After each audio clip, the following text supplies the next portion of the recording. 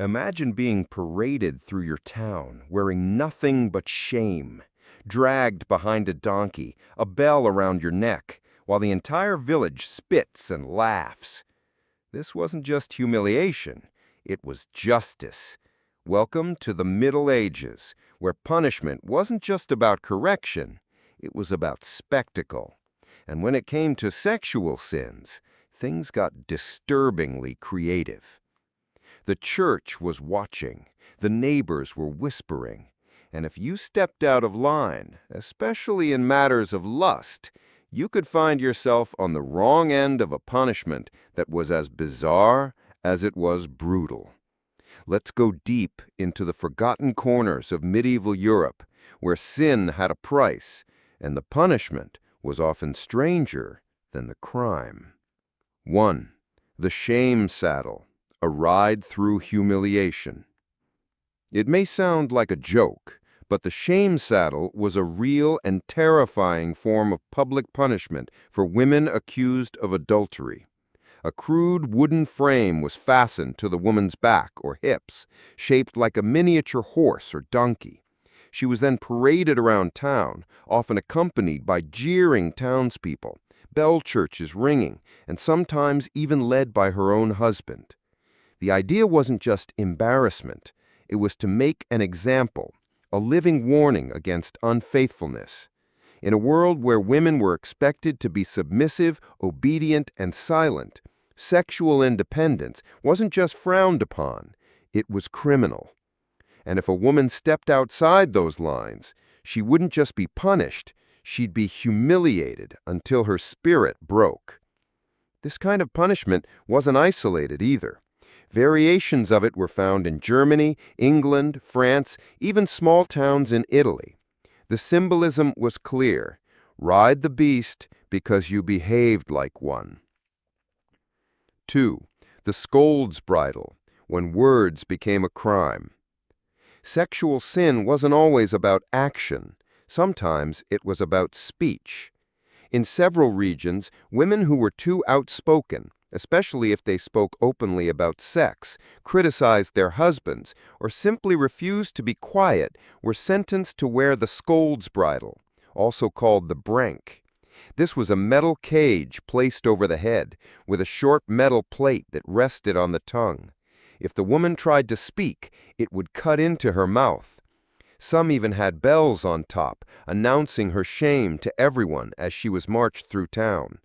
At first, it might seem unrelated to sexual punishment, but in many cases, it was directly tied to sexual rumors, accusations of promiscuity, or even simply challenging the sexual authority of men. If a woman refused her husband's demands or gossiped about another's affairs, this was her fate. The worst part? These punishments were often community-driven. The church may have set the tone, but it was the town that made the woman bleed. 3. Castration for clergy. Holy vows, unholy consequences. While peasants and townsfolk faced humiliation, members of the clergy who broke their vows of celibacy sometimes faced something even worse: castration. That's right. If a monk or priest was caught in a sexual affair, especially with another man or with a nun, his punishment could go far beyond expulsion. In many strict regions, especially under rulers who wanted to prove their holiness through law, clergy caught in sodomy or fornication faced literal emasculation. Castration wasn't just physical punishment, it was symbolic, removing the source of temptation, stripping away manhood, and marking the offender for life. Monks were supposed to be married to God, and betraying that vow was seen as adultery against heaven itself.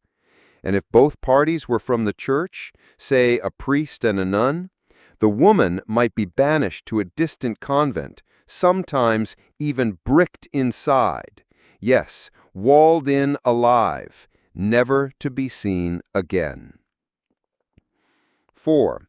The donkey parade, mockery as justice.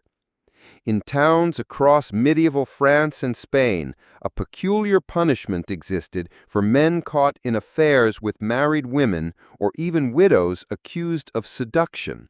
The man would be stripped naked, thrown backward on a donkey, and paraded through the streets facing the donkey's tail, symbolizing how backwards and stupid he was.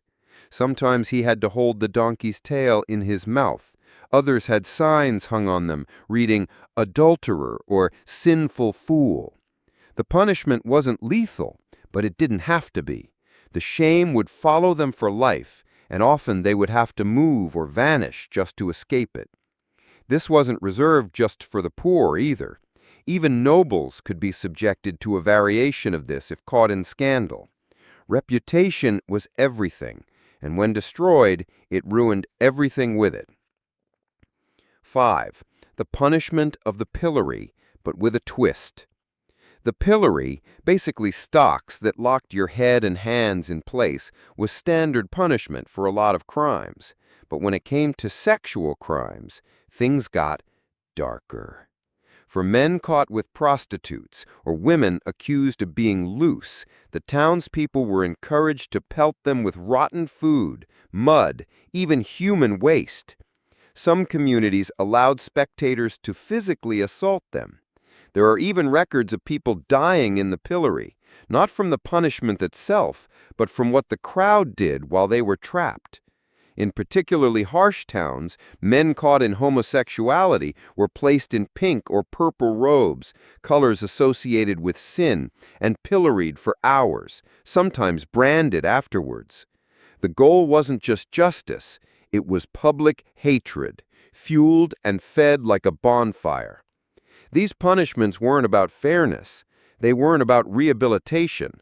They were about fear, control, and keeping everyone in line under a system where morality meant obedience, and obedience meant survival. The strange thing about medieval justice is that it was as creative as it was cruel. And when it came to sex, no detail was too small, no shame too low. Punishments weren't just about breaking the law, they were about breaking the person. And behind every law was a belief that the body was sinful and that pain could cleanse what desire had corrupted. 6. Burning the bedding when sheets became evidence. In many small towns across Europe, if a couple was caught in adultery, it wasn't just the people who were punished, so were their belongings. In places like 14th century France, the local authorities would gather the bed where the sin had taken place, carry it to the town square, and set it ablaze for all to watch. This wasn't about destroying evidence, it was theater, a public demonstration that the act was not just illegal, but contagious, polluting even the objects it touched. In some cases, the bed was carried by the adulterers themselves, dragged through the streets as the crowd hurled insults, stones, and worse. And when the fire rose, so did the lesson. Lust leads to ruin. Even your bed can betray you. 7. Naked whipping, the road of thorns. For certain sins, especially those involving unmarried sex or prostitution, public whipping was common. But in the case of repeat offenders or those who refused to repent, the punishment could involve walking a specific path, usually from the offender's home to the church, completely naked while being whipped the entire way. In some areas of the Holy Roman Empire, this was done in winter. In others, the sinner had to carry a candle or a cross, symbolizing penance, even as the lashes struck their back. What made this so terrifying wasn't just the pain, it was the humiliation, the exposure, and the knowledge that the entire town, neighbors, friends, even family, was watching. Your shame was their entertainment, and your suffering was the price of their moral order. 8. The chastity iron, a real-life medieval horror.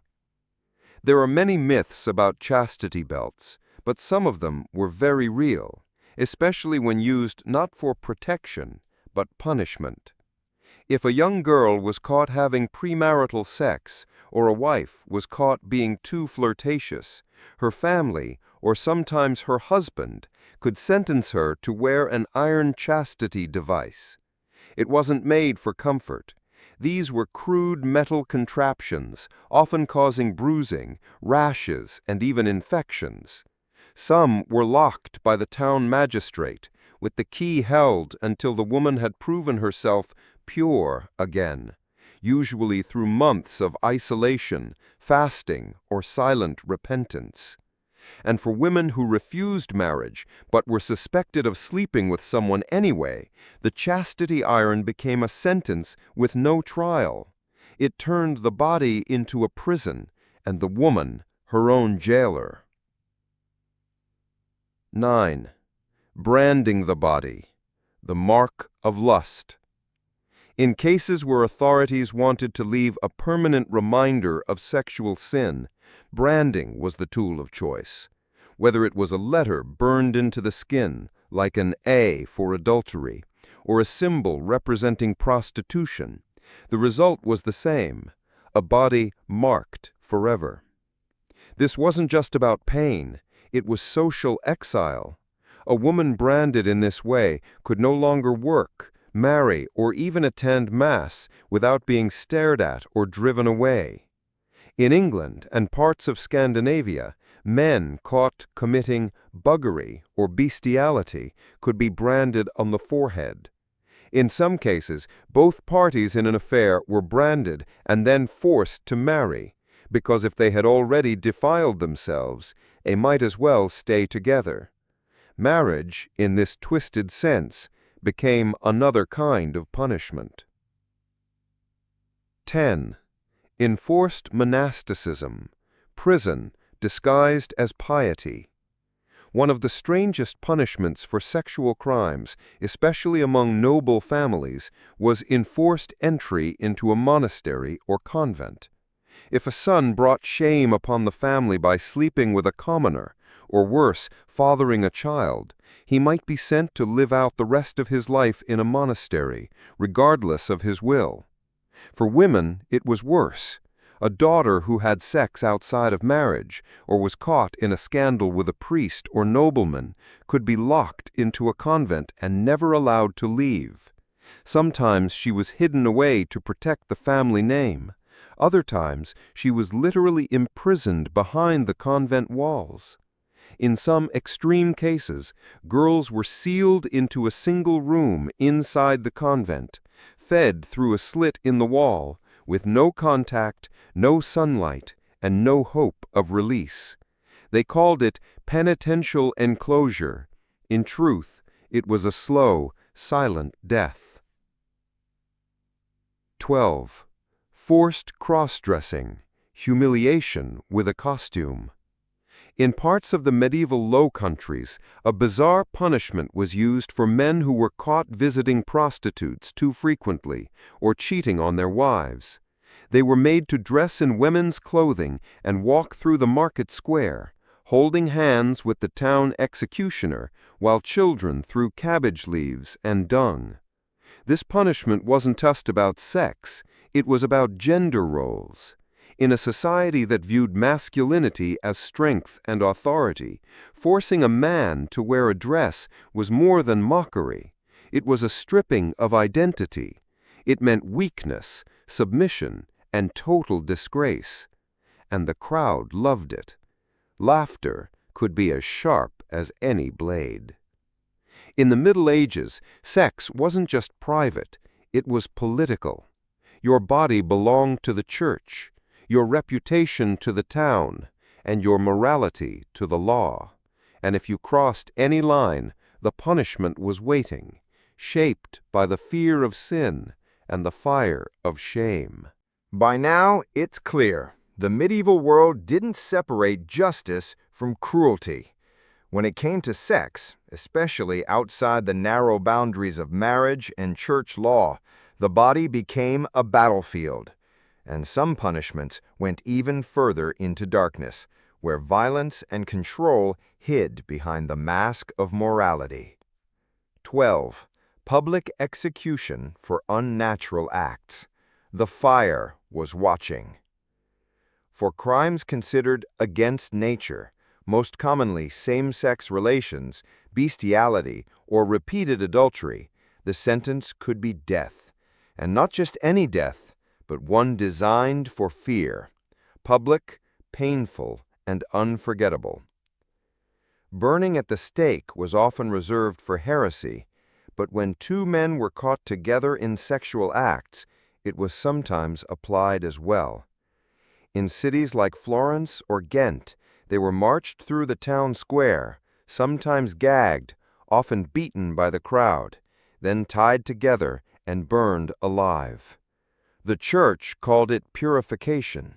The crowd called it justice.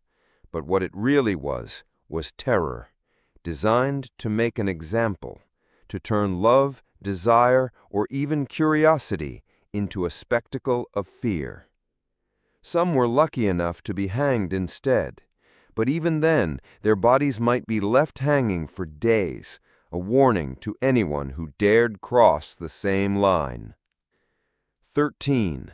The Red Hood, punishment by isolation and color.